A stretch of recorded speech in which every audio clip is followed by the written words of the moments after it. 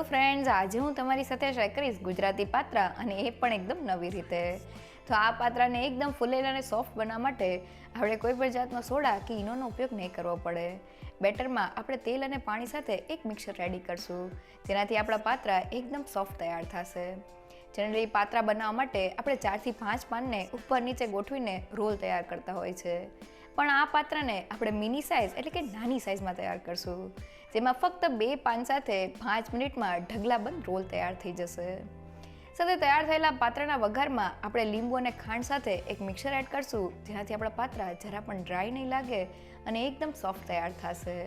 તો ઘરે અચાનક મહેમાન આવવાના હોય કે પછી પાર્ટી હોય તો આ મિની સાઇઝના પાત્રા જો તમે એકવાર બનાવશો તો બધાને બહુ જ ભાવશે. તો ચાલો રેસીપી શરૂ કરીએ. સૌથી પહેલાં પાત્રાના બેટરમાં એડ કરવાની ગ્રીન પેસ્ટ બનાવવા મિક્સર જારમાં 2 નંગ જેટલા તીખા લીલા મરચાં, 1 ઇંચ જેટલા આદુના ટુકડા, 4 લસણની કળી એડ કરી દઈએ. તમે લસણને સ્કીપ પણ કરી શકો છો. હવે 1 ચમચી જેટલું જીરું અને 6 થી 7 લીમડાના પાન એડ કરી દઈએ, અને હવે પાણી એડ કર્યા વગર તેને ગ્રાઇન્ડ કરી લઈએ. તો બધી વસ્તુ ગ્રાઇન્ડ થઈને આ રીતની અધકચરી પેસ્ટ તૈયાર થઈ ગઈ છે, જેની સાથે પાત્રા એકદમ ટેસ્ટી લાગે છે.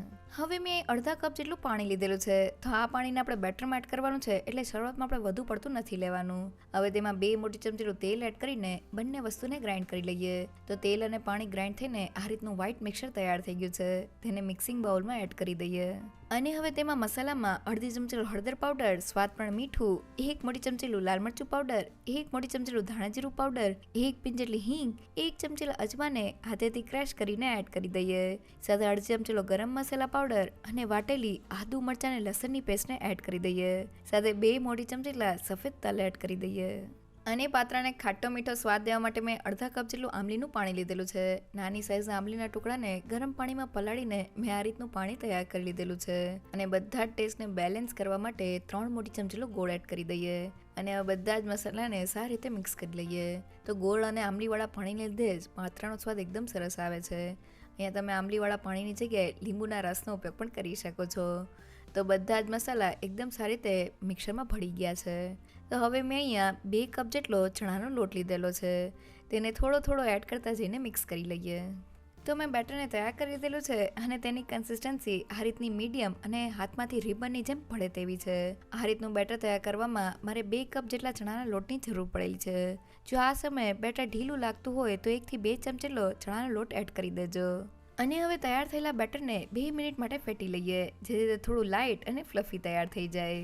તો લગભગ 2 થી 3 મિનિટ જેવું થઈ ગયું છે, અને બેટર એકદમ સારી રીતે ફેટાઈને આ રીતનું ફ્લફી તૈયાર થઈ ગયું છે, અને તેનો કલર પણ પહેલાં કરતાં બદલાઈ ગયો છે.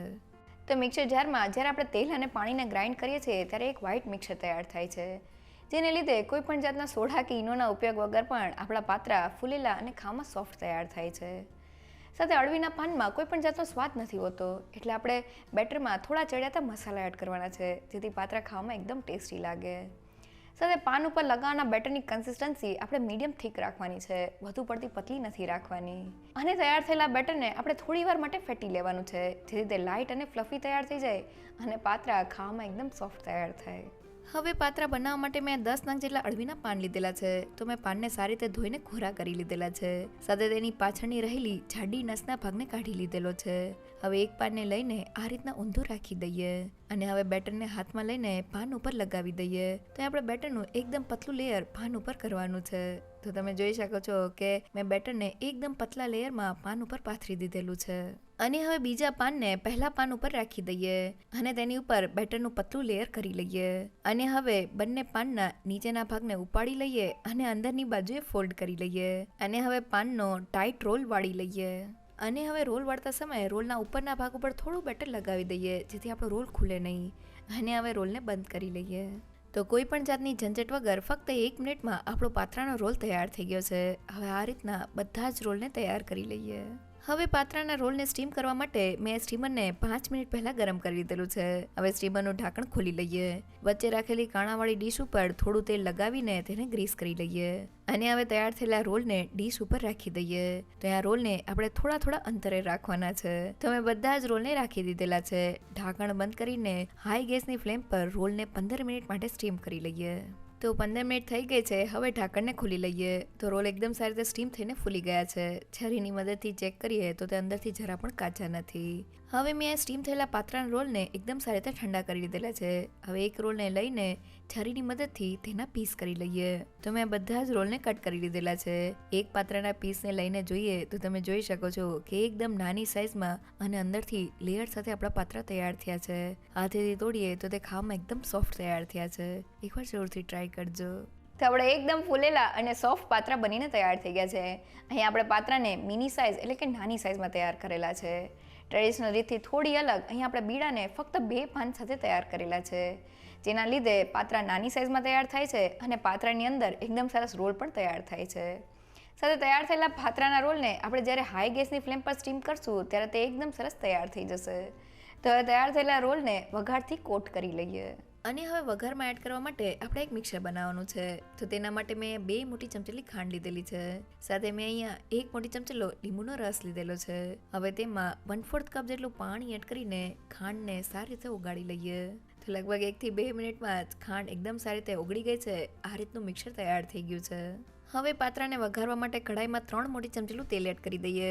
ગરમ તેલમાં 1 ચમચેલા રાઈના દાણા, 2 મોટી ચમચેલા સફેદ તલ, 1 પિંચ જેટલી હિંગ, થોડા લીમડાના પાન અને 2 લીલા મરચાના ટુકડા એડ કરીને તેને સારી રીતે સાતળી લઈએ. થોડો વઘાર સારી રીતે સતળાઈ ગયો છે. હવે તેમાં ફક્ત 1/4 ટીસ્પૂન જેટલો હળદર પાવડર એડ કરીને તેને સારી રીતે મિક્સ કરી લઈએ. અને હવે ખાંડ અને લીંબુ સાથે તૈયાર થયેલા મિક્સરને વઘારમાં એડ કરી દઈએ અને સારી રીતે મિક્સ કરી લઈએ. તો તમે જોઈ શકો છો કે મિક્સર આ રીતના ઉકળવા લાગ્યું છે. હવે તેમાં પાત્રાના રોલને એડ કરી દઈએ અને વઘાર સાથે સારી રીતે મિક્સ કરી લઈએ. તો પાત્રાના રોલ વઘારથી એકદમ સારી રીતે કોટ થઈ ગયા છે.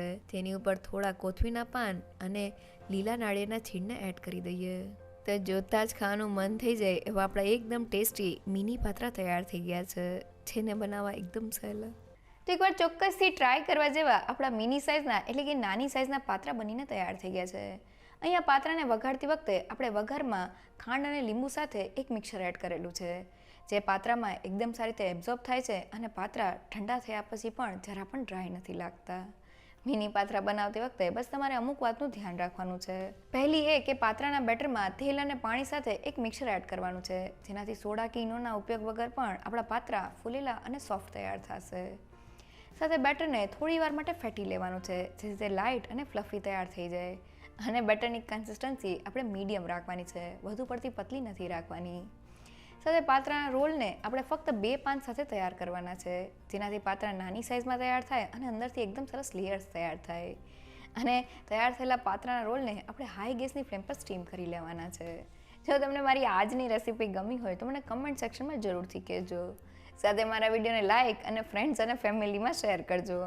અને મારી ચેનલને સબસ્ક્રાઈબ કરવાનું ના ભૂલશો. તો ફરી મળી એક નવી રેસીપી સાથે.